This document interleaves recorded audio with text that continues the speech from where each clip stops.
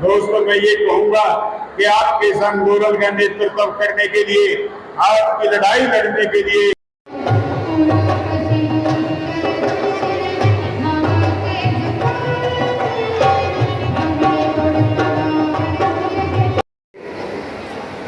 जब भी किसान की फसल आती है, चाहे सरसों तौलिया था तो उसको रोक लेते हैं। अगर सूरजमुखी आती है, अमर रहे, जिंदाबाद जिंदाबाद। हमारे जिला के अध्यक्ष सरदार बूटा सिंह जी और हमारे आप सबसे प्रार्थना, आप सभी अपना ध्यान करेंगे। जो हमारे साथी के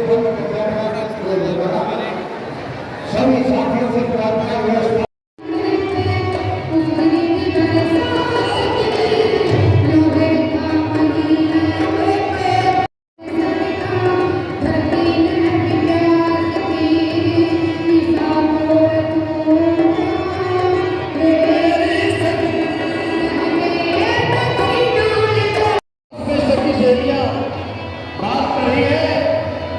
और आप उसमें उनको पकड़ाकर अपनी सभी सहेलियों से क्या कहती है,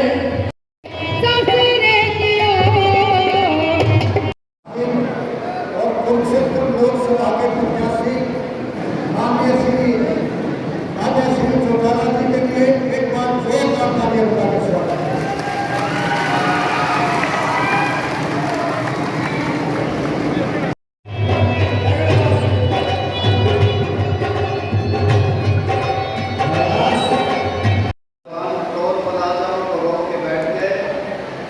और आंदोलन 380 दिन तक चला, 700 से ज्यादा जाने चले गई। तब देश के प्रधानमंत्री को होश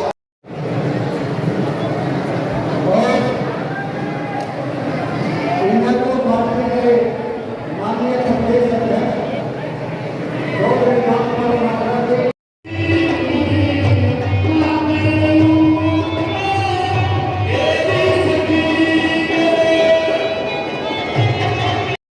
फला व्यक्ति की शादी में गया था, बड़े भारी लोग थे।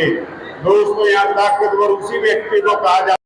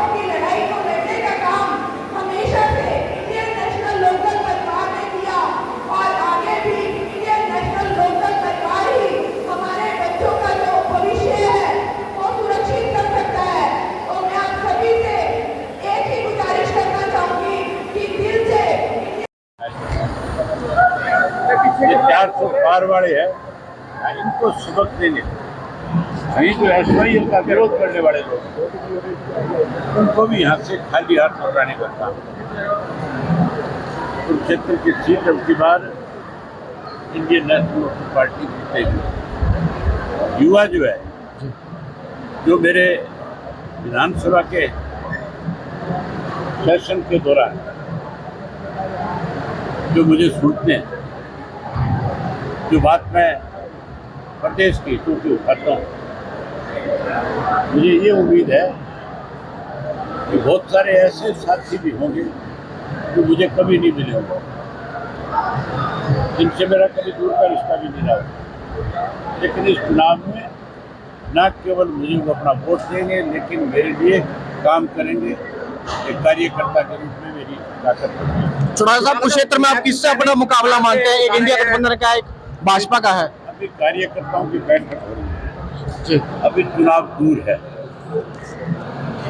तो नायब मैं सैनिक तो एक बात कह सकता हूँ कि हमारे जो कार्यकर्ता हैं वो इस चुनाव के अंदर या बीजेपी की कांग्रेस की पोल खोलेंगे, नहीं हमने आगे क्या करना है उसके बारे में लोगों को बताएंगे, लोगों का दिल जीतने का काम करेंगे। भाजपा ने नायब सैनिक पे कल दाव खेला है, कल नोटिस जारी हो गया है, तो आप क्या चाहते हैं कि भाई विपक्ष का एक ही साझा उम्मीदवार हो, कोशिश करेंगे आप? अगर एक उम्मीदवार होगा तो नायब हार जाएगा।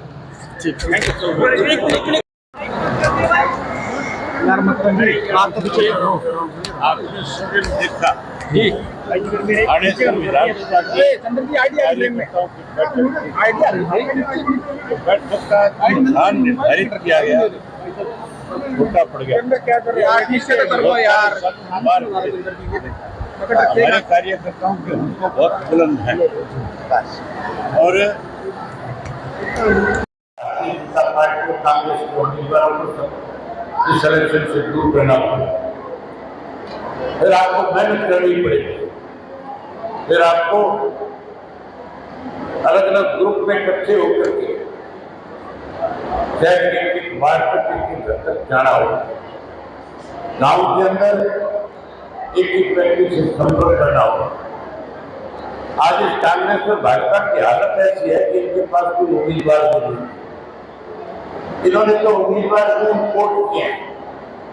बड़ी हैरानी की बात है, भारतीय जनता पार्टी नारा देती है और कहती है 400 पार करेंगे।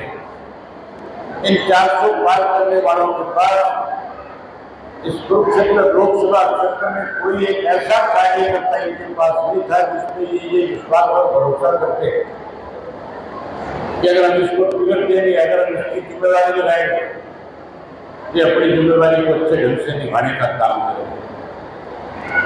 इसलिए जो परसों तक कांग्रेस पार्टी में था, जिसके ऊपर दबाव बनाया गया, 35 मिनट पहले उसको ईडी का डर दिखा करके भारतीय जनता पार्टी के हेड ऑफिस में बुलाया गया और बुला करके कहा गया कि आप बीजेपी ज्वाइन करो। और जैसे उन्होंने बीजेपी का पत्ता पहना, साथ के साथ टिकट दीजिए कि जाओ तो क्षेत्र से चुनाव हो। ये वही व्यक्ति है जो पहले 10 साल यहाँ करके गया है।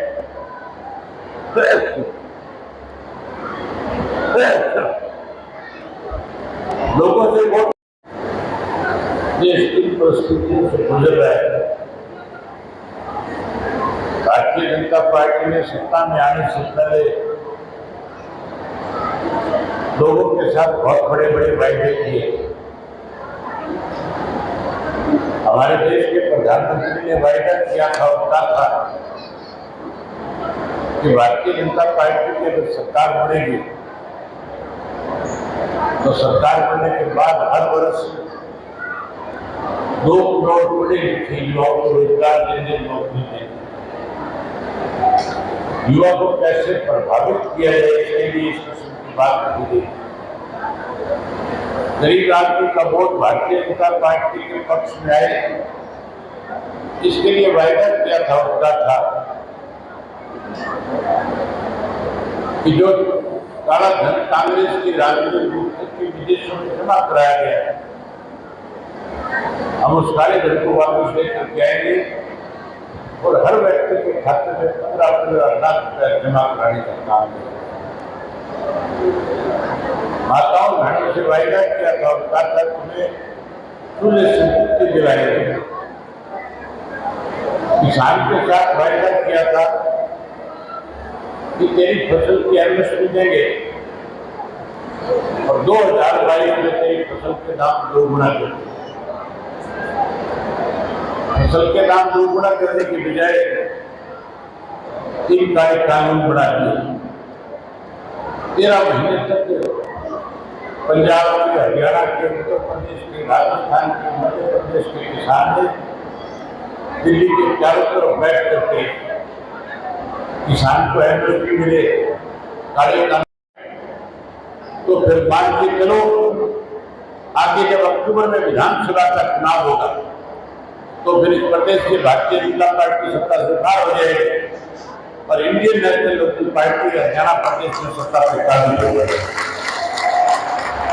तो इंडियन नेशनल लोकदल पार्टी का राज बनेगा तो चौधरी ओम प्रकाश चौटाला जी ने खुद के कहा था 24 फरवरी को नूंह जिला के सिंगार गांव में कि अगर लोगों ने हमारे ऊपर विश्वास दिखाया, भरोसा किया, इंडियन नेशनल लोकदल पार्टी को प्रदेश में सत्ता में रहने को कहे तो हम सत्ता में आने के बाद हरियाणा प्रदेश में जो आज बेरोजगार है, जो युवा परेशान है, हम हर घर से एक बच्चे को रोजगार और नौकरी देने का काम करेंगे। जो कोई नौकरी से वंचित रह जाएगा और उदास होने देने, मायूस नहीं होने देने, हम उस बच्चे को 21,000 रुपया सम्मान भत्ता देकर उसको आगे बढ़ाने का काम करें। कि मेरी सरकार बनने के बाद आपको चूल्हे से मुक्ति मिल जाएगी, ये भी कहता गैस का सिलेंडर आपको मुफ्त में देगा। मोदी ने तो गैस का सिलेंडर मुफ्त में नहीं दिया, 400 रुपये वाला सिलेंडर महंगा कर दिया, आज 1,000-1,200 तक कर दिया।